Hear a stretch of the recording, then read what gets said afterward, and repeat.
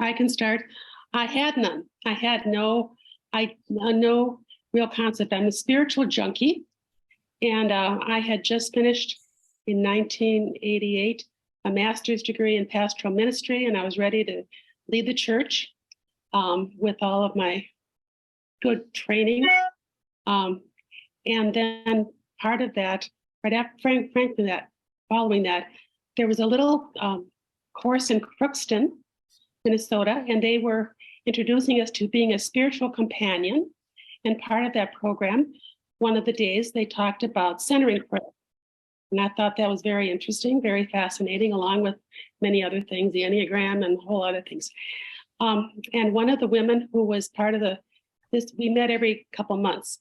One of the women who went there came back and said, Carol, you should go to Snowmass, Colorado for a 10-day centering prayer retreat. And I said, I can hardly sit for 10, 20 minutes. I said, I have to set the alarm clock on the stove. I hang on, and now my kids are wondering, what the heck is she doing? Why isn't she answering the phone? And I said, I don't know if I can't do that. She told me the schedule of how often they sit. I said, oh, you gotta be kidding. And so she said, oh, it takes 6 months to get in there. Go ahead, register. It takes 6 months. So I registered. And so for 6 months, I had to get ready for this retreat. And so the time came, I got there. I physically could not sit in a chair for 3 sits. I'd sit for one. I literally lay on the floor because my back hurt so bad. I was so tense for some of them. And they said that was okay. And part of that retreat, that 10-day retreat, Father Thomas would come virtually every evening.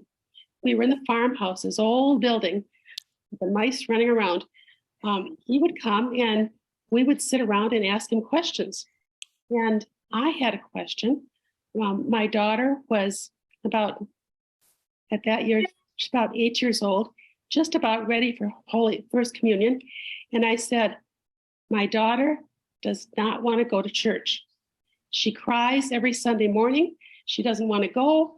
When we go to church, she hides under my coat. When the priest is saying, fifth sound is give the homily. And I said, but one thing happened. I said, on Easter, we said, you have to go with us. And well, we have 4 children. She's the youngest. So there was no way she could stay by herself. But we were at my mother's and we said, Easter, we're all going to church. And you can take your baby. So she had a big baby doll. I mean, far bigger than an 8-year-old should carry to church on Sunday. But I said, take your baby. Your baby wants to go to church. So she takes the baby. I'm sorry for my voice. But this baby, she's showing all the windows. She's showing the statues and talking to the baby. And we stand up for the reading, for the gospel. We sit down after the gospel. She puts her hands over the baby's ears and said, you can't hear this. You can't hear the homily. The priest in our church screamed for the homily. And it wasn't what he was saying. It was his tone of voice. It was his anger. It was his, and so he was protecting, her baby. And I wasn't protecting her, my daughter. And Father Thomas said, oh, you must not take her to church. I'm like, Thomas, this is a Catholic church. She's got to go. You have to go to church on Sunday, all the rules of the Catholic Church. And he said, no. That is harming her spirit. You need to find ways to not expose her to that type of trauma in church that is hurting her. And that broke everything open for me. That changed all the rules. And from that point on, I just saw things very, very different. But Thomas was the one that helped me to do that. And that was the beginning of my journey. And the next year they had a presenter's training. And I said, I want to go back. So I went back and was trained as a presenter. So that's where I've come from. And I've been in and up and down, yo-yoing for many, many years of praying twice a day and not praying twice a day. So that's where I come from. Thanks, Carol.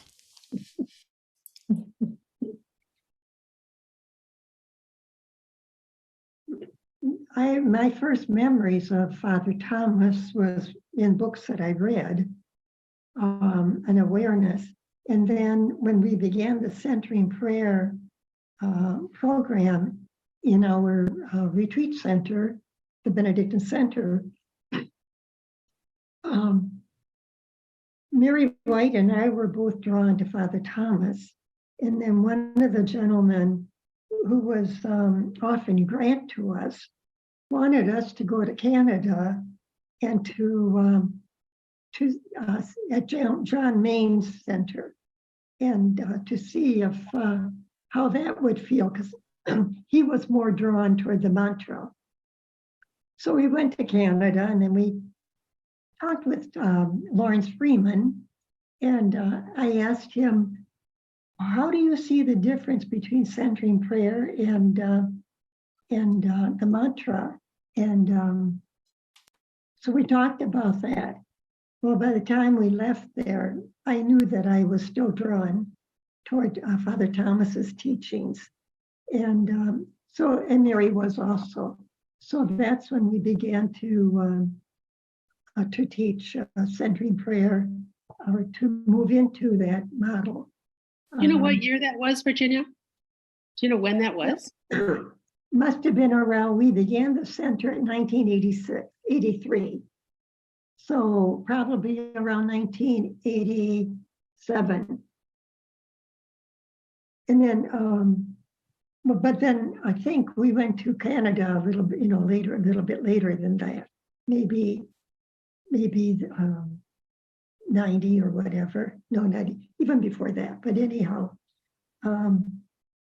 so then that's what we began, and both of us became presenters for centering prayer. And we had a nice group that met here. Eventually, Mary White had another group downtown Minneapolis or St. Paul. And I'm pretty sure Father Thomas came for the opening of that. And so his presence was very important in the many retreats that we had, throughout the years, and his, loving presence. But one of my first retreats, long 10-day retreats, was at Snow Mass. And again, we were in the old farmhouse or whatever. And I lived up on the hill at the house up on the hill. And it was a beautiful, beautiful day. And I was so happy to be in the mountains. And so I'm walking down early in the morning, and other people are driving. And I'm going along, and I hit a little patch, probably the only patch of ice on that road. And I went down, and I broke my right wrist. So then one of the guys in the truck stopped. I motioned him to stop, and he took me down to the center. Well, of course, I ended up in Aspen at the hospital and had surgery. Father Thomas calls me the next morning. Oh, Virginia, will you have to go home? And I said, no, Father Thomas, I'm coming back this afternoon, and I'm going to stay for the retreat. So I'll see you a little later. And but the thing that happened in that 10-day intensive retreat, I think it was because of my trauma of the wrist broken. I went down, down, down into the very center of my being, and I had a really deep unloading of the unconscious. And I don't think I've ever had one like that again. But it was a very transforming retreat for me. And what great blessing. And Father Thomas, in his loving care, just being present and aware. And I'm sure I talked with him about it afterwards. But it was a deep blessing. Mm.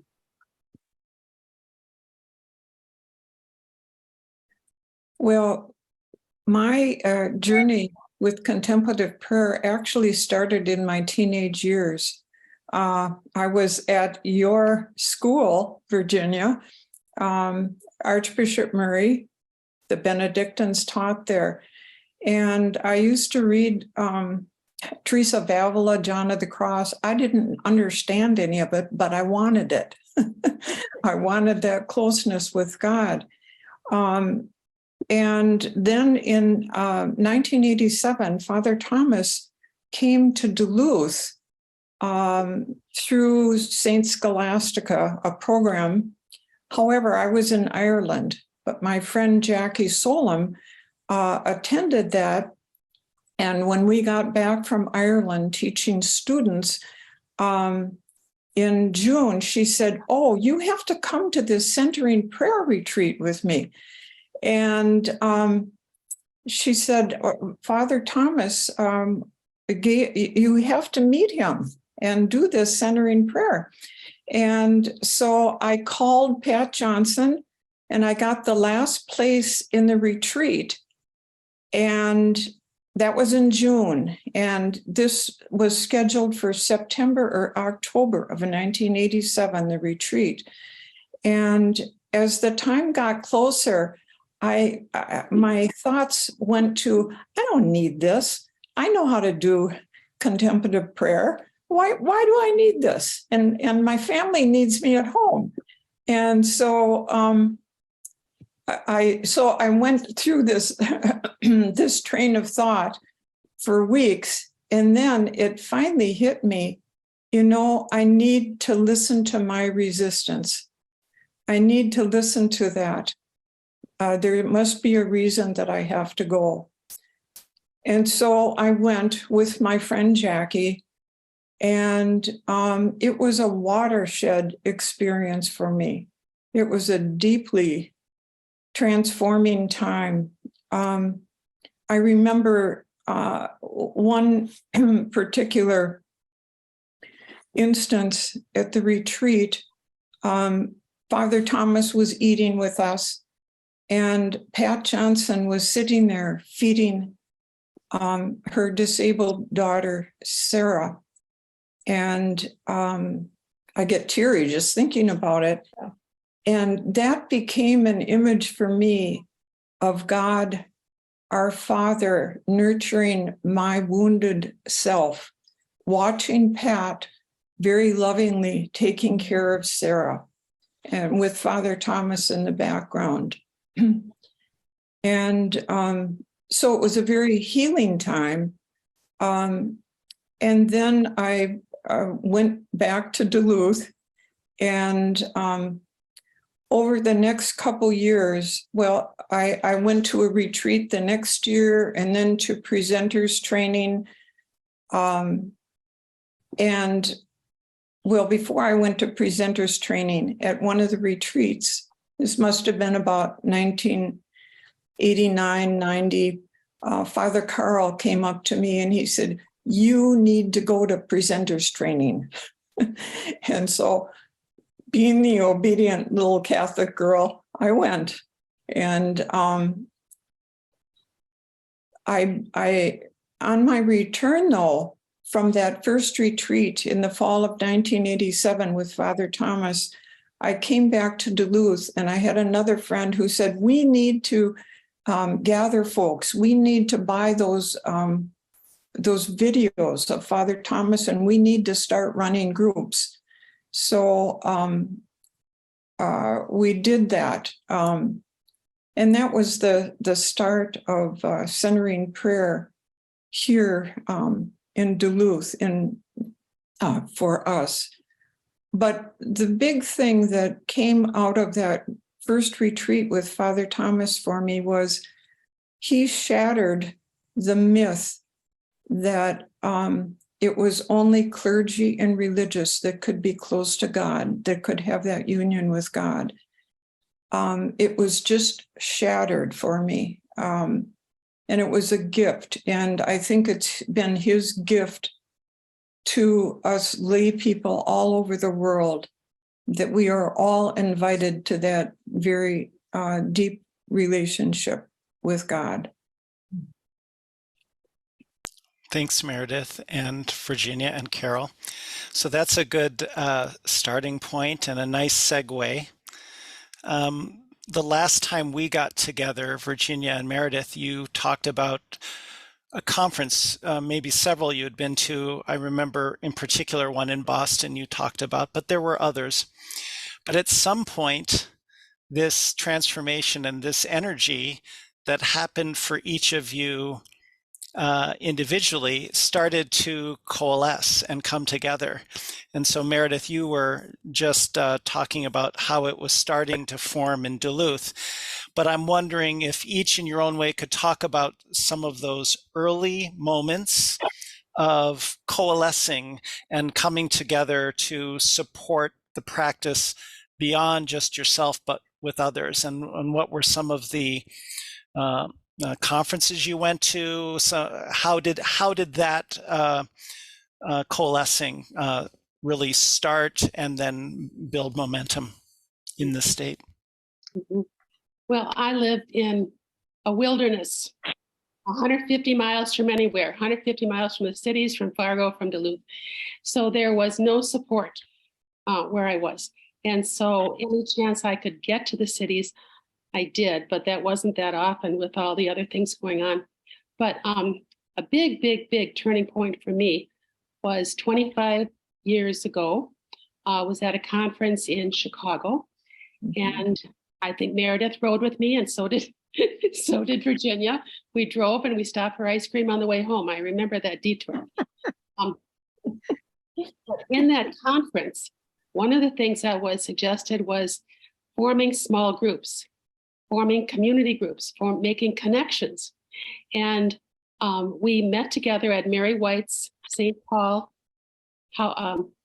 gathering place, prayer space, and I helped lead a meeting of all the people we could invite that were doing centering prayer at that time. And we talked about, gave the report of the conference is what we did. But the significant thing that happened was after the conference, Alan Ewell came up to me and said, Carol, you're onto something. We need this. This is something that has to happen. And I'm beginning a newsletter 25 years ago. He said, and I want to keep connections. We want to share what's going on throughout the city and throughout the area of contemplative prayer and other enrichment activities. And so I believe it's 25 years ago, Alan and Marilyn Ewell use their own finances. They go to the Westminster Presbyterian Church, and they continue. I just happened to have one of their last newsletters, and I noticed that I didn't know when it started, and it said 2024. That I could figure out that was the 24th year they were publishing it. So 25 years ago. Anyway, that was, I think, a major thing for us in the Twin Cities, because now we had a vehicle to say a newsletter that went out not only to certain group, but it expanded, and there's thousands. I don't know how many people get that newsletter, but it's free.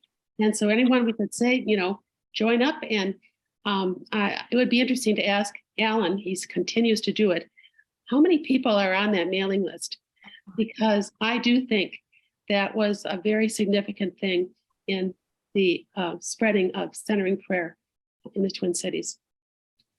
That's me. Picking up on that, Carol, in 2001, remember we were at the national meeting, and we were meeting in all the different states together, and it was just too much for us because we were trying to, do what you said, trying to get our own act together. And so at that meeting, we had gathered, and then we decided we need to have our own Minnesota meeting. And so we presented. They shook their finger. They shook their finger at us. We got in trouble. We kind of the rebels, kind of. Because we left the meeting with the 5 other states that we were supposed to be in. We said, we went on our own. Right. We just want Minnesota. Yeah, they didn't like it. Yeah. So we became the Minnesota Contemplative Outreach chapter. And continuing on with that, with everybody participating. A lot of growth through those years, but wonderful. I remember that meeting also, that we got in trouble about that. But it was significant for us as coming together as Minnesota centering prayer participants. It was very significant because I think it allowed me to get to know you, Virginia, and Carol much better and to connect within the state. And then I don't know how long after that, we started having meetings at the monastery, Virginia. And like Carol, I mean, I was way up in Duluth and had to make these long trips down to the cities to be part of the meeting. But I felt it was so important for us to connect as one body, as, to keep in touch with one another and to make possible enrichment experiences. And also, Virginia, then later on, when you and I were teaching people under Margie, In Duluth. the boot camp lady.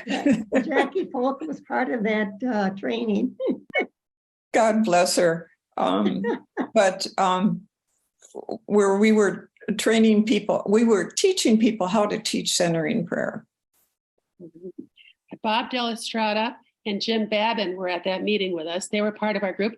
And I think there was somebody else, but I can't remember who. I think 4 of us went in my car. And I don't know who the 4th person was. But anyway, that was the beginning little group. Right. Were there some events? I have a recollection of a story Virginia told me, and I could have the chronology wrong, but of Father Thomas visiting. But what were some of the events that helped then form and move the chapter forward? Well, we had Father Thomas come quite frequently, and we also had other people from the international group. We had Father Orico. Did Basil Pennington come? Pardon? Basil Pennington, did he come? And William Meninger came. Yeah. So we had some really wonderful speakers, and programs and retreats. And then also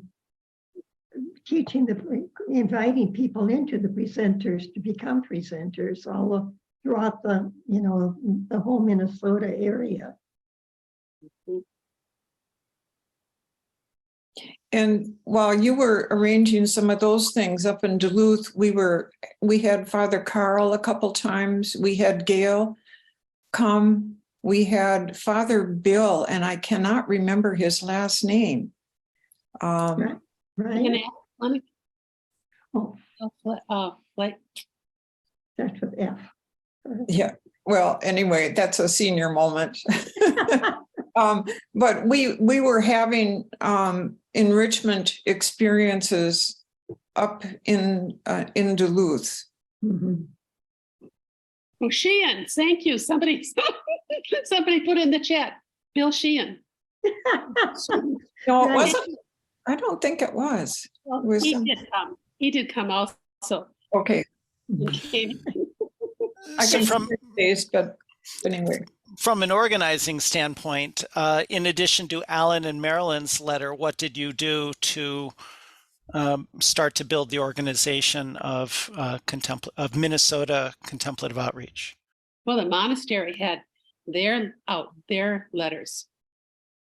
I mean, the monastery in Virginia, you were extreme. You were so influential in inviting and letting people know about the retreats, about the talks that were going to be done. But then also the link, Alan's, newsletter also picked up on that then. And so we had two, pretty good resources of getting the information out there. And then we did some training also for the leaders of the groups. They didn't have to be presenters, and did some teaching around that also. Because in Alan's letter, then he would have little notes of where centering prayer was being held, which church was having it. And so someone who went through presenters training or a group leader.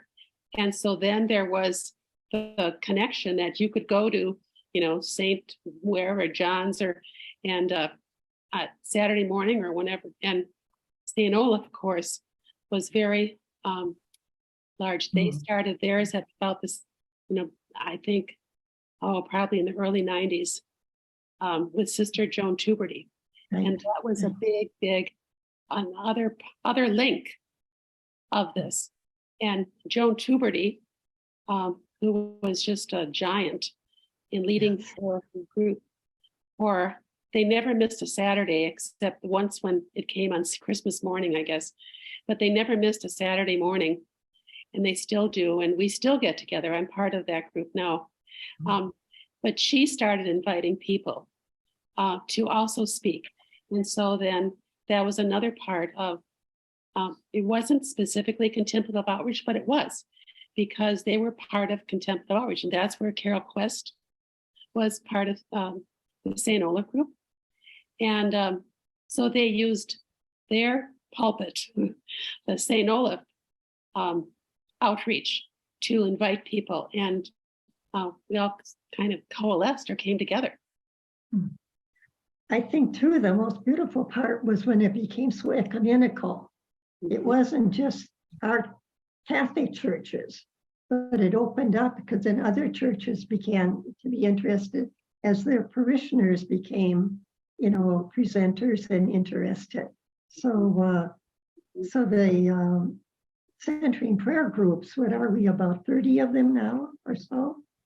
But just the wonderful coming together in that ecumenical richness of sharing with others. In Duluth, it was the Benedictine monastery here, St. Scholastica, that really supported us in those early beginnings at their McCabe Renewal Center. That was the gathering space for our contemplative prayer groups initially. And the sisters gave us such wonderful support to provide that space, and also to provide space at the monastery for the speakers that we were able to have. But we have a smaller population up here, so it never happened that we could become a separate chapter. And I, for one, have been among, I'm sure some others, have been grateful to have kept the connection with the folks in the Minneapolis-St. Paul area to provide the core stability and leadership and so on for us. But we still have several groups going up here, but of course the pandemic interrupted some of that. We're on Zoom. But it did become an ecumenical thing here, supported by the Lutheran churches up here. So that ecumenical happening was an opening. It was a good thing, very good thing. Well, I think Carol Quast and Diambra, they became coordinators together, and so that they, opened up a whole nother range of teaching and presence in the beautiful way that they integrated together was, I thought, very powerful. And Diane, I believe, is does in Spanish too, as Carol. And I think they Oh. did have some Spanish outreach. Mhm. Mhm. And in Duluth, there was Patrick Thompson that, there was Ginny Pozos, Patrick Thompson, that were leaders along with me. And there was a number of other people. Well, the currently Leslie Oakes and Sandy. So there's a lot of folks that have come to this wonderful gift of centering prayer and passing it on to others. And who was the one up in Rochester? David? David was also, he was the one that kind of, kept us in touch with that area of Minnesota. And for a while, the Duluth group was going up to International Falls and connecting with people up there. Ginny Pozos and I and Patrick made a number of trips up there, but because of the distance, 3 hours and 45 minutes away, I mean, it was a little bit challenging to keep in touch, but we had, for a number of years, we had a regular gathering. We went up there and had potlucks and centering prayer presentations. And yes, so it's a long state. Well, that was also with Nick, wasn't it, Meredith? Oh, Nick Eltgroth too. Yes, he was He coordinator for a while. With us early. Yeah. Jackie Bergen and Sister Marie Schwann. They were the two that introduced me and did that up in Crookston, but they were from the cities. And they called them the Bird Books. They collaborated those. But they were very, very, very early and introducing contemplative prayer, centering prayer to others. Mhm. And I have to mention also the work that Jackie Falk has done in Duluth with centering prayer in the prison ministry here. Well, I would love to have us share a bit about the delightfulness of Father Thomas also. Exactly. He had a wonderful spirit, and he opened up to the feminine in him, because in the beginning he was very masculine in his, and so he listened to the women, and the feminine evolved into his gathering us together. But one of my favorite memories is when we were at Snow Mass. It was for a program for presenters that were invited. And one of the men in the afternoon said, Father Thomas, will you share the jumping mouse story with us tonight? And everybody just clapped because we didn't know what that story was. So Father Thomas comes in the evening with his hat on, and there's a little table and a lamp and his book. But this picture reminds me of that event. This picture, I think, just kind of shows that deep, fun stuff he had in him. But we all sat around on the floor in a circle, and it was like grandfather telling us a story. It was just the most blessed, fun, loving time. So you might want to pick up on that. It's exactly an image. And I feel so fortunate to having sat at his feet, literally in that way, and regret that many, many others haven't had that chance. But also there was, perhaps Virginia was the very same time we were together, it was leaders that were brought back, and I was in a small group with Father Thomas, and we shared just our backgrounds for some things. And I was in awe, or astonished, actually.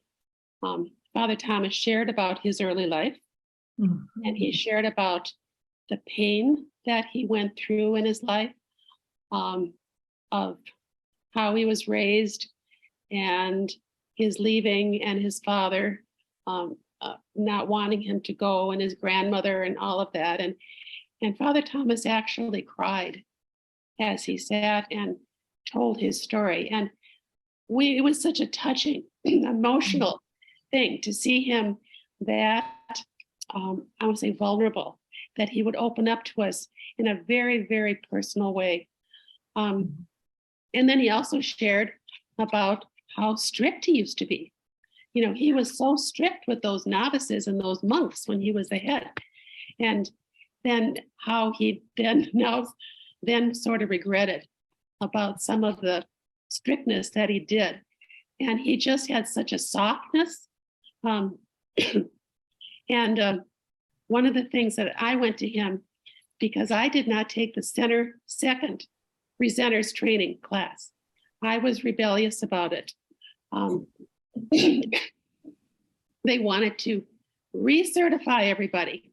I don't know how many years that was later, but then they wanted us all to have the same charts, say the same words, and make sure that nobody varied. And I just wouldn't do it. And then I went to Thomas and I said, you know, I'm sorry, but if you didn't do it, you weren't going to be a presenter anymore. And I said, I just can't do it. I don't want to do it. I had been giving my own talks in our little town and just meeting people and doing it. I wasn't saying exactly every word that he wanted me to say, I'm sure. But Thomas at that point said, oh, I get so frustrated. He said, with that, with the national office or the leaders, he said, I keep telling him, lighten up. Lighten up. You don't have to be so rigid with all this stuff. And I mean, it was a blessing for me to hear that. But, you know, he was not the rigid person. He was the one who took you where you were at and could use the words and explain things for you. And I mean, I have to admit, maybe a lot of the time when Father Thomas spoke, it went right over my head. If I was to explain what he just said, I couldn't do it. But you have to really sit and think about it. But those were the images of Thomas, who was open, flexible, and accepting of people. And the other thing that I just loved about him, people would ask him, I had the chance to work numbers of retreats, and people would ask him questions other times. And many times they were these theological things. And Thomas just had his beautiful way of just kind of putting people, I want to say not down, but just not responding to this theological, big heady stuff.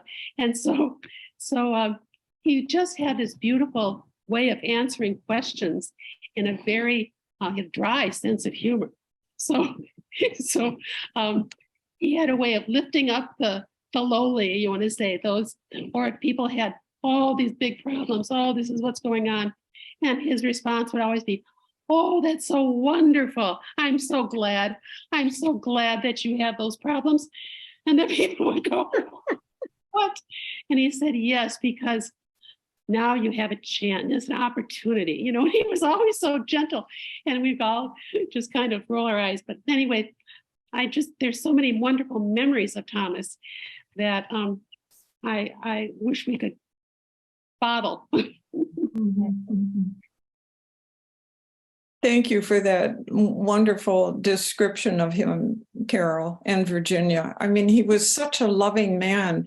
And I think those of us who were early on in contemplative outreach watched a gradual transformation over the years where he became this very, very loving person. And you put it very well, Carol,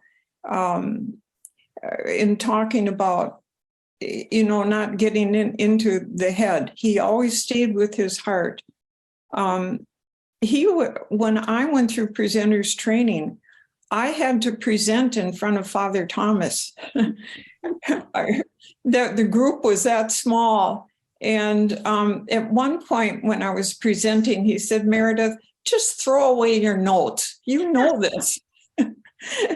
But he was a very loving person. And I think because of that love that grew and grew in him, he showed us how we could love other people.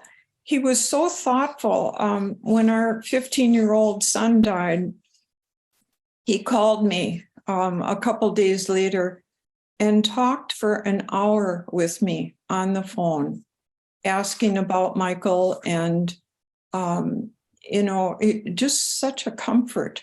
And then in 2011, when I fell in Italy and broke my hip and finally got back home, and it was a centering prayer that sustained me through that traumatic experience. He called me while I was in the hospital in Duluth and talked to me for an hour again. He was just that kind of a thoughtful, loving person. And I know I shared this before on one of our other memories, but I want to share it again. In one of those gatherings in Snowmass, in Virginia, you might have been there, Carol, you might have been there. I came in last to the room in the evening, and there was only one chair left, and it was right next to him. And so the chairs were kind of close. I was almost kind of touching his sweater. And I never heard a word he said that night because of the love that emanated from him, from his person. I was just taken up with the love. And I think that is, besides sharing a paradigm for us for transformation, besides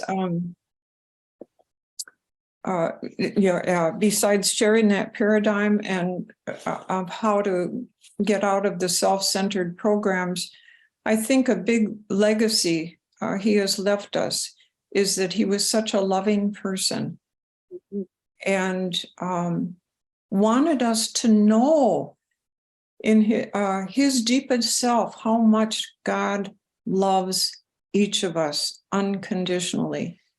So I think that's, he's given us many gifts. And that was not without having to put up with probably jealousy from some of the other monks and some of the other, not everyone at Snowmass was all into the centering prayer stuff. And that was Thomas's thing.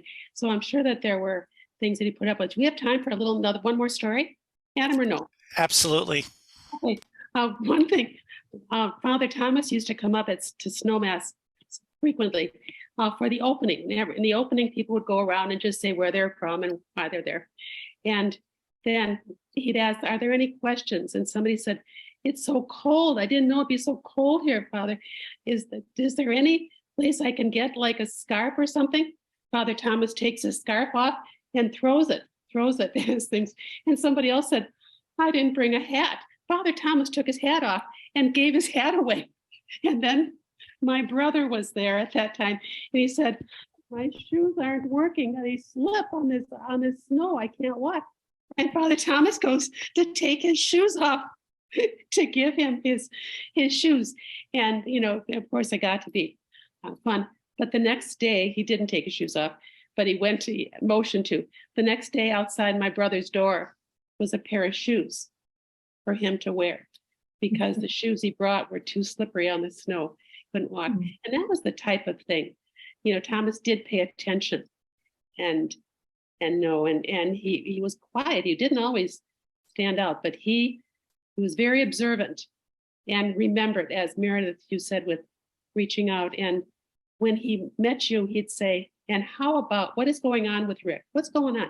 Ask me about something that happened months or years before that. So had that ability. Mm-hmm. I just want to pick up on the last time he was here in 2009 at Transfiguration Parish. And when Meredith and I were having breakfast with him the next morning, we were sharing, and I said, Father Thomas, what wisdom do you have after all these years for us? And he pondered for quite a while, and he said, God is all there is. That was it. Yeah. That's the last message I heard from him physically. It And says it all. It says it all. It's Okay. very, very simple. Mhm. And God is love. Meredith, I'd like to ask you a question, and I may be wrong, and I don't know when I remember you telling me this, if this was way back before I became more active in centering prayer, or if it's a memory you shared. But it seems to me you once told me that the anecdote Father Thomas shared about somebody hating the clock or watching the clock in centering prayer, maybe at Snow Mass, was you. Is that right? Or I did don't remember. I'm sorry. Well, I may have made it up, but the fact that you could have a hard time sitting for the whole 20 minutes has carried me often through my phone back and forth with this practice. And when Carol mentioned having resistance, and you mentioned having resistance, I have lived with a lot of resistance, never saw it as a gift before. So I'm really grateful. Thank you for including me, Adam. Thank you for doing this, Adam. Thank you, Adam. Thank you, Adam. Thank you, Adam. So I have a quick, I think maybe quick question, which is, Meredith, when did you start weaving your art into this practice? How did that kind of evolve? Well, if I am remembering, it was in the mid 90s. It probably is on in that segment that's going to be on this this Saturday. But I did ask Father Thomas's permission because, again, I learned calligraphy from a Benedictine sister in my teenage years. And the words that would come out of Father Thomas's mouth just hit my heart. And so I started calligraphing while he was speaking in my notebooks. Oh. And I did ask his permission and gained his permission to do this, to do use the artwork. Mm-hmm. And I sold things over the years at the conferences. But again, I think an artist adds something to the visual words. But he was very kind, and at one point he said, "I admire your work." Very kind of him, but yeah. Didn't you do a little booklet, Meredith, with your quotes and paintings? Well, that was at the instigation of Sister Margaret Calcutta. Mhm. Yeah. She did the text and I did the images. I had no control over the color. The color wasn't good, but people enjoyed it anyway. I Yeah. remember I enjoyed when you and I were rooming together in Snow Mass. You're sitting there and doing that. I mean, it was a grace for me just to be with you as you were putting down Thomas's words and the painting that, the colors. So thank you for blessing me with your wonderful art. You're welcome. Thank you.